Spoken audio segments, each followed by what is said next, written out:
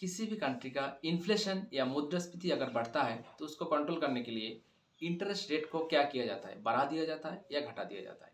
अगर interest rate को change किया तो उस कंट्री का एफआईआई डीआईआई इन्वेस्टमेंट में उसका इम्पैक्ट कैसे पड़ेगा, उस कंट्री का इंपोर्ट एक्सपोर्ट में उसका इम्पैक्ट कैसे पड़ेगा। ये सारी चीज़ों को बहुत ही आसान भाषा में समझेंगे इस वीडियो में। बने रहिए मेरे साथ, मैं हूँ आपका दोस्त सद्दाम। तो इन्फ्लेशन या मुद्रास्फीति बढ़ता है मतलब महंगाई बढ़ता है। More money is chasing few goods. Market में प्रोडक्ट एंड सर्विसेज का वैल्यू बढ़ जाता है। तो अगर मार्केट में प्रोडक्ट एंड सर्विसेज का वैल्यू बढ़ जाता है तो किसी भी कंट्री का सेंट्रल बैंक उसको कंट्रोल करने के लिए इंटरेस्ट रेट को बढ़ा देता है, क्योंकि इंटरेस्ट रेट और इन्फ्लेशन का जो रिलेशन है इनवर्स रिलेशन है। इंटरेस्ट रेट को हम बढ़ा दिया तो इन्फ्लेशन धीरे धीरे कम हो जाएगा। इंटरेस्ट रेट को अगर हम कम कर दिया तो इन्फ्लेशन थोड़ा थोड़ा बढ़ेगा। तो इस टाइप का रिलेशन है। ये क्यों होता है?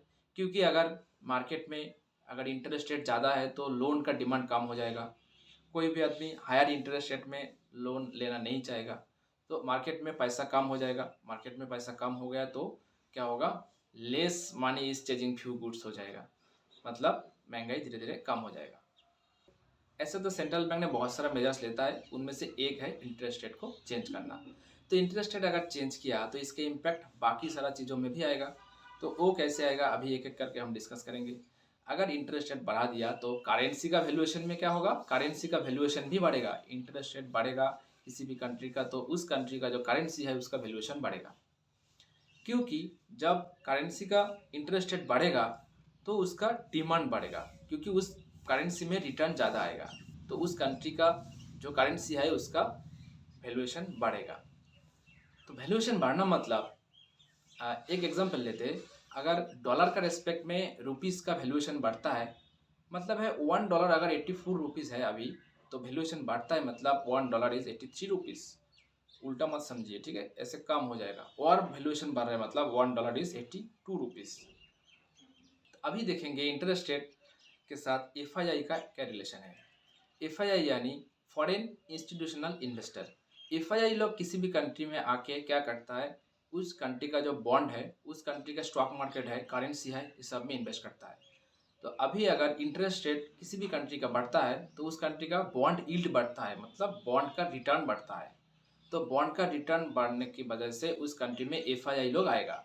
इंटरेस्ट रेट बढ़ा दिया मतलब एफआईआई इन्वेस्टमेंट भी बढ़ेगा, क्योंकि उस कंट्री में रिटर्न ज़्यादा मिल रहा है। एक एग्जांपल लेते हैं, जैसे जापान का ईएन करेंसी है। जापान का ईएन करेंसी का क्या इंटरेस्ट रेट बहुत कम है।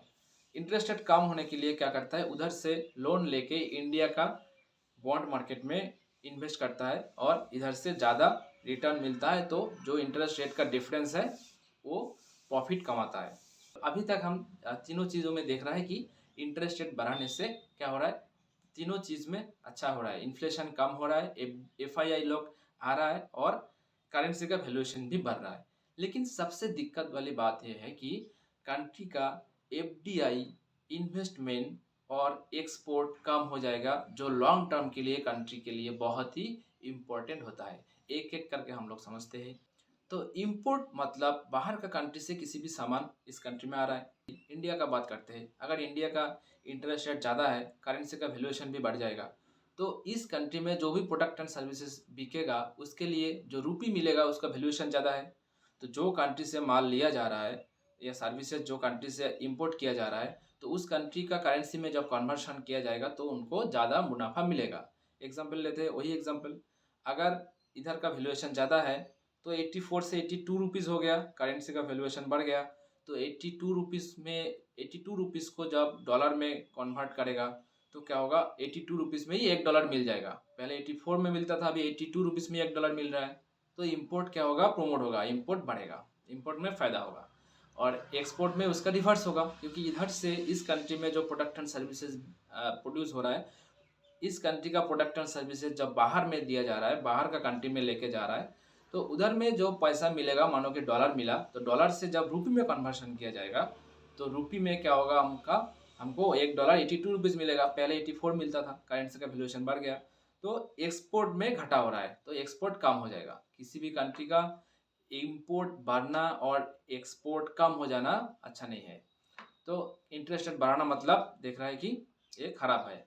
जैसे चाइना में अब हम एग्जांपल लेते हैं, चाइना क्या करता है, इंटरेस्ट रेट को जानबूझ के कम करके करेंसी का वैल्यूएशन कम करके रखता है, इसीलिए उन लोग का एक्सपोर्ट बहुत ज़्यादा है, एक्सपोर्ट में उन लोग को बहुत फायदा मिलता है। तो ये हो गया इम्पोर्ट एक्सपोर्ट के साथ इंटरेस्ट रेट का रिलेशन। अभी देखते हैं एफडीआई। एफडीआई मतलब फॉरेन डायरेक्ट इन्वेस्टमेंट। एफआईआई पहले हम लोग देखे थे, FII Indian bond market, Indian stock market ऐसे इंस्ट्रूमेंट में इन्वेस्ट करता है। लेकिन एफडीआई लोग थोड़ा अलग है, उन लोग लॉन्ग टर्म के लिए इन्वेस्ट करता है, एफआईआई लोग शॉर्ट टर्म के लिए इन्वेस्ट करता है। तो एफडीआई लोग क्या करता है, फैक्ट्रीज लगाता है, बड़ा बड़ा इंफ्रास्ट्रक्चर बनाता है, तो इधर में इसलिए एम्प्लॉयमेंट जनरेट होगा, इकोनॉमिक ग्रोथ अच्छा होगा। तो अगर इस कंट्री में इंटरेस्ट रेट ज़्यादा है तो इधर का लोन क्या होगा, जो इधर का लोकल जो कॉरपोरेट जो इन्वेस्टर है उन लोग भी नहीं लेना चाहेगा, महंगा लोन लेके उन लोग इन्वेस्ट नहीं करेगा, नया फैक्ट्रीज नहीं बनाएगा। तो एफडीआई लोग भी लॉन्ग टर्म के लिए आएगा तो उन लोग भी क्या करेगा, इस किसी भी कंट्री में निवेश नहीं करना चाहेगा जिधर इंटरेस्ट रेट बहुत ज़्यादा है। तो देख रहे हैं इंटरेस्ट रेट बढ़ने से कंट्री में इन्वेस्टमेंट कम हो रहा है, कंट्री में एफडीआई कम कम आ रहा है और एक्सपोर्ट भी कम हो रहा है। तो लॉन्ग टर्म के लिए ये बहुत किसी भी कंट्री के लिए खराब बात है। तो हम लोग इंटरेस्ट रेट के साथ सारी चीज़ों का हम लोग रिलेशन इधर डिस्कस कर लिया। मैं उम्मीद करता हूँ कि आपको समझ में आ गया। अगर नहीं समझ में आया तो प्लीज़ वीडियो दोबारा देखिए, क्योंकि ये कॉन्सेप्ट बहुत मैं आसानी से बोल दिया, लेकिन इकोनॉमी का एक कॉन्सेप्ट बहुत की कॉन्सेप्ट है। किसी भी इकोनॉमी का किताब पढ़िएगा तो बहुत सारा चैप्टर में यही सारी चीज़ कवर किया जाता है। तो वीडियो को अच्छा लगा है तो प्लीज़ लाइक कीजिए, कमेंट कीजिए और सब्सक्राइब करना ना भूलें।